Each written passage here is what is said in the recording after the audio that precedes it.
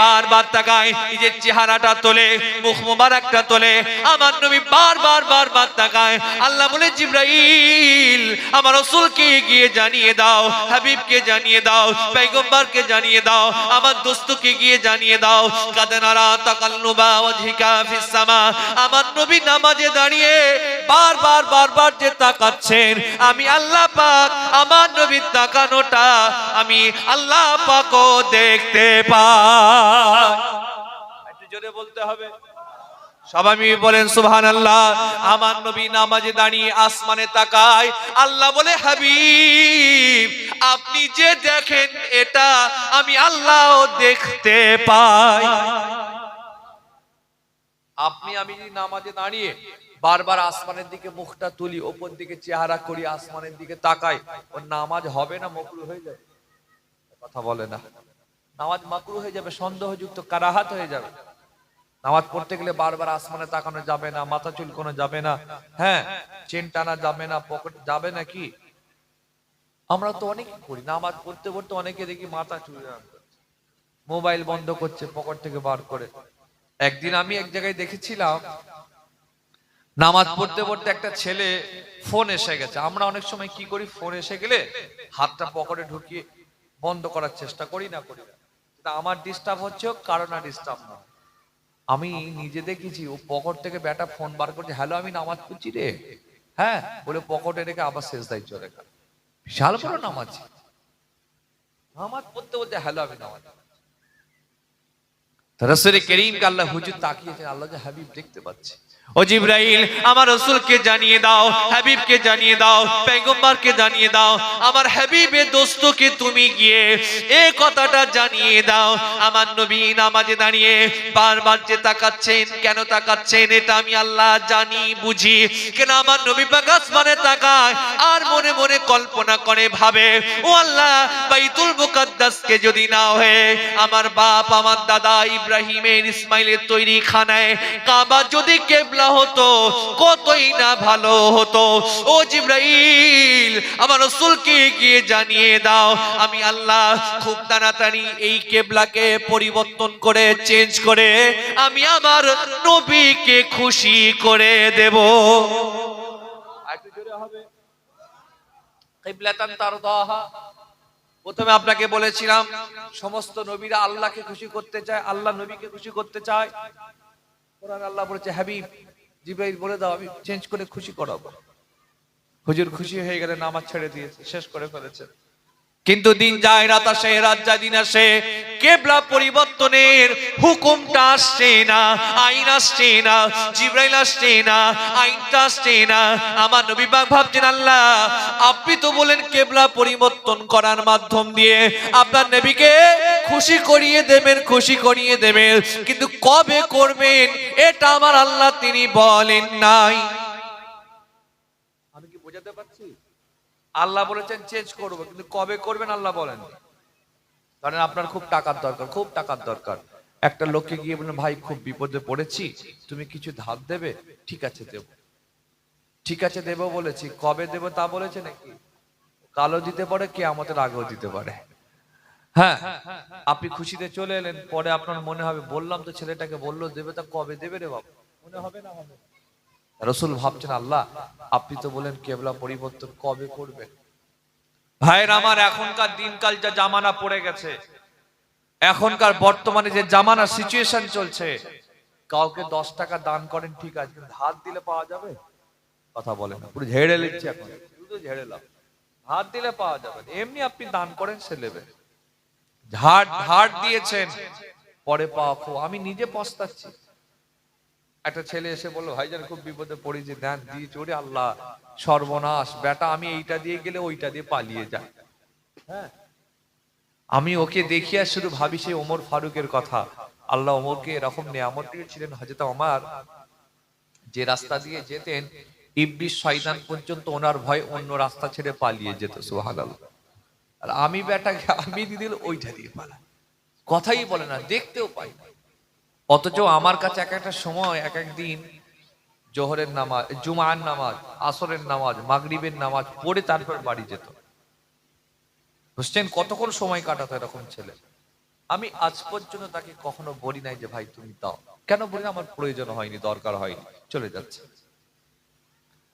তো এইটা আমি এই জন্য বলতে চাইছি যে বর্তমান যে জামানা, কাউকে 10 টাকা দেবেন ঠিক আছে, কিন্তু ধার দিলে ও মাল ঝেড়ে নেবে, পাবে না। খুব খারাপ পজিশন। অথচ রাসূলুল্লাহ কি বলেছেন? লা ঈমানা লিমান লা আমানাতাল্লাহু, লা দীনা লিমান লা হাদালাহু। যারা আমানাতের খেয়ানত করে, আমানত আদায় করে না, ও যে ঈমান নাই। লা ঈমানা লিমান লা আমানাতাল্লাহু, ঈমান নাই। লা দীনা লিমান লা হাদালাহু, যারা ওয়াদা করে ওয়াদা পূরণ করে না, কথা দিয়ে কথা রাখে না, জবান দিয়ে জবান রাখে না, হুজুর বলেছে ওদের দ্বীন নাই। আল্লাহ নবী যখন মক্কা শরীফ থেকে রাতের বেলা মদিনায় আসছিলেন, হযরত আলীকে ডাকনা, আলী এদিকে এসো। জি ইয়া রাসূলুল্লাহ, শোনো আলী, আল্লাহর হুকুম আমি মদিনায় চলে যাচ্ছি। তবে জানো, মক্কার লোক আমাকে নবী বলে মানলো না, কিন্তু তারা আমাকে আল আমিন বলে মেনেছে। সুবহানাল্লাহ। মেনে টাকা পয়সা সোনা দানা সব রেখে গেছে। হযরত আলী, আমি চলে যাচ্ছি, আগামী কাল তুমি এগুলো তাদের বাড়ি বাড়ি পৌঁছে দেবে। সুবহানাল্লাহ বলবেন না?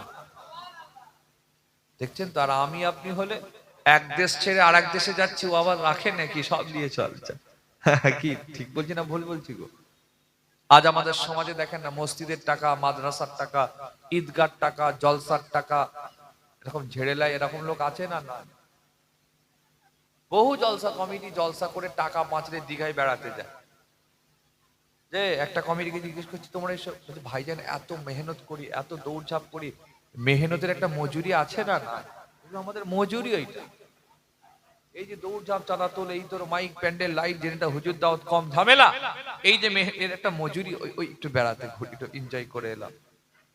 কি সব ছেলে, আল্লাহ হেফাজত করে। তার দিন যায় রাত আসে, রাত যায় দিন আসে। আমার নবী পাক ভাবছেন, আল্লাহ আপনি তো বলেন কেমলা পরিবর্তন করবেন, কবে করবেন তো বলেন নাই। আমার নবী পাক বেশ কিছুদিন পর মদিনা শরীফের মসজিদ নববী থেকে কিছুটা দূরে বানু সালমা বলে একটা এলাকায় আসর কিংবা জোহরের নামাজে ইমামতিতে দাঁড়িয়ে যান। আল্লাহ নবী ইমাম, আমার নবীর পিছনে আবু বকর দাঁড়িয়ে, ওমর দাঁড়িয়ে, ওসমান দাঁড়িয়ে, বেলাল দাঁড়িয়ে, সাহাবারা আমার নবীর পিছনে দাঁড়িয়ে আল্লাহ নবী ইমামতি করছেন আসর কিংবা জোহরের নামাজের। 2 রাকাত নামাজ বাইতুল মুকাদ্দাসের দিকে মুখ করে পড়িয়ে দিয়েছেন, আর 2 রাকাত তিনি পড়াবেন। এমন সময় আল্লাহ বলেন, জিবরাইল আমার রাসূলকে জানিয়ে দাও, হাবিবকে জানিয়ে দাও, পয়গম্বরকে জানিয়ে দাও, না না না, আর নয়, আর নয়, আমি আল্লাহ এখন থেকে বাইতুল মুকাদ্দাসকে নয়, খানায়ে কাবাকে কিবলাটা বানিয়ে নিলাম। জোরে বলবেন না? আল্লাহ নবী 2 রাকাত নামাজ বাইতুল মুকাদ্দাসের দিকে মুখ করে ওই নামাজেই ঘুরে গেছেন, বাকি 2 রাকাত নামাজ আল্লাহর খানায়ে কাবার দিকে মুখ করে আদায় করেছিলেন।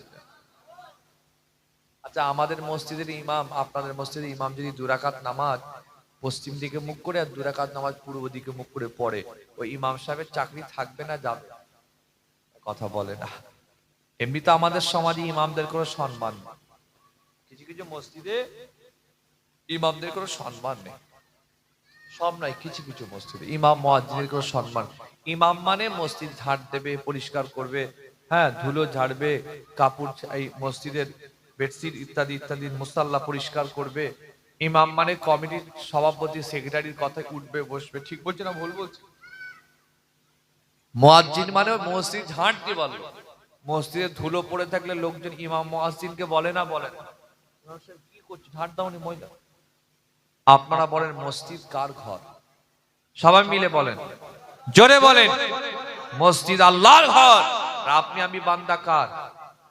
আল্লাহর বান্দা হিসাবে আল্লাহর ঘরকে মাঝে মাঝে পরিষ্কার করার দরকার আছে না? না।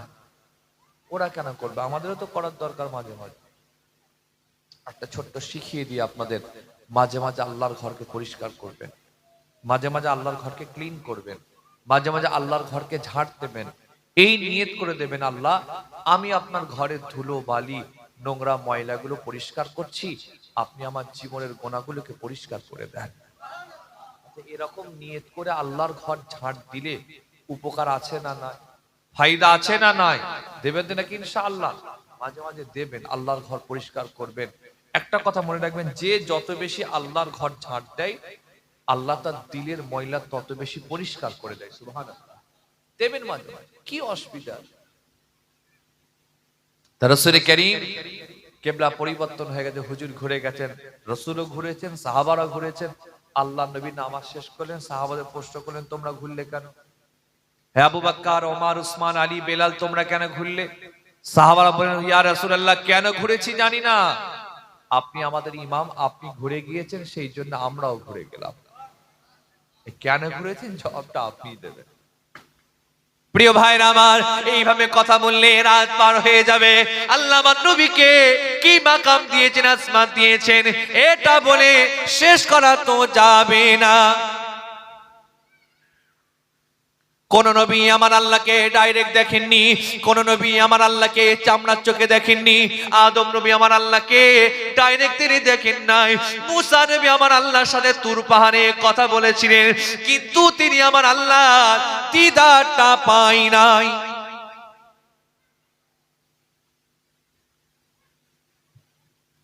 একদিন নবী মুসা আল্লাহকে বলতে লাগলেন, ও আমার আল্লাহ, ও আল্লাহ, আমি আপনাকে দেখতে চাই, আপনার দিদার পেতে চাই, আপনার সাক্ষাৎ পেতে চাই, আপনার মোলাকাতটা করতে চাই। ও আল্লাহ, ৭০,০০০ নূরের পর্দার আড়াল থেকে কথা বলি, না না না, একবার আপনাকে আমি দেখতে চাই। আল্লাহ বলেন, মুসা, লাম তারানি, তুমি আমাকে দেখতে পাবে না। না আল্লাহ, আমি আপনাকে দেখতে চাই। না না মুসা, তুমি আমাকে দেখতে পাবে না। মুসা নবী শুনছেন না, আল্লাহকে বারবার বলছেন। এমন সময় আমার আল্লাহ নূরের তাজাল্লি দিলেন। নূরের তাজাল্লিতে মুসা নবী বেহুশ হয়ে গিয়েছিলেন, কিন্তু তিনি আমার আল্লাহর দিদারটা পাই নাই। কি মুসা নবী আল্লাহকে দেখেছিলেন নাকি? শুধু কথা বলেছেন, তাজাল্লি দেখেছেন, কিন্তু আল্লাহকে দেখেননি। ভাইরা আমার, কিন্তু আপনার নবী, আমার নবী, নবীদের নবী কাবার কাবাকে আমার আল্লাহ পাক মক্কা থেকে ডেকে নিয়ে গিয়ে বাইতুল মুকাদ্দাস, সেখান থেকে ডেকে নিয়ে গিয়ে ৭ আসমান পার করে সিদরাতুল মুনতাহা পার করে নিয়ে গিয়ে আল্লাহ আমার রাসূলকে ডাইরেক্ট দিদারটা দিয়ে দেয়। একটু জোরে শুনতে চাই। এতগুলো মানুষ বসে আছে, একটু দিল খুলে বলা যাবে না? আল্লাহকে খুশি করার জন্য কি সবাই একটু জোরে বলা যাবে না? আপনারা জোরে বলুন, সবাই একটু কথা বলেন তো। সুবহানাল্লাহ বলে লাভ আছে না লস আছে? সবাই মিলে বলেন, কি লাভ আছে? একবার সুবহানাল্লাহ বলবেন, 10টা নেকি হবে, 10টা সাগীরা গুনাহ আল্লাহ মাফ করে দেবে। এই যারা প্যান্ডেলে বসে আছেন, বাইরে যারা আছেন, তাদের কথা বলতে পারছি না। রাস্তায় আছে, দোকানে আছে, বাজারে আছে, এরকম লোকজন আছে না? না, প্রচুর আছে। তাদের কথা বলতে পারছি না, কেন? ওদেরকে শয়তান চেপে রেখেছে, যাসনি। এখন চা খা, ফোন ঘাট, বিড়ি খা, গুটকা খা, পাবজি খেল, ফ্রি ফায়ার খেল, এই সেই হাবি জাবি যা খুশি কর। ফুরফুরা শরীফের আমজেদ হুজুরের ছেলে হাম্মাদ উঠেছে, এখন তো ইনি নয়, এরপর আবার একটা হুজুর, ওরা তো সব জানে। এখন যাওয়ার দরকার নেই, শেষের দিকে ঠেলে উঠবি, এমন কিছু খদ্দের আছে না? নয়। আল্লাহর শুকর, আপনারা শয়তানের গায়ে চড় মেরে এই দুনিয়ার বাগানে বসে গেছেন, এমন একটা জায়গায় বসেছেন, এখানে নেকিও যেমন হচ্ছে, পাশাপাশি আল্লাহ জীবনে অনেক ছোট ছোট গুনাহ মাফও করে দিচ্ছেন। সেই জায়গা। আল্লাহু আকবার।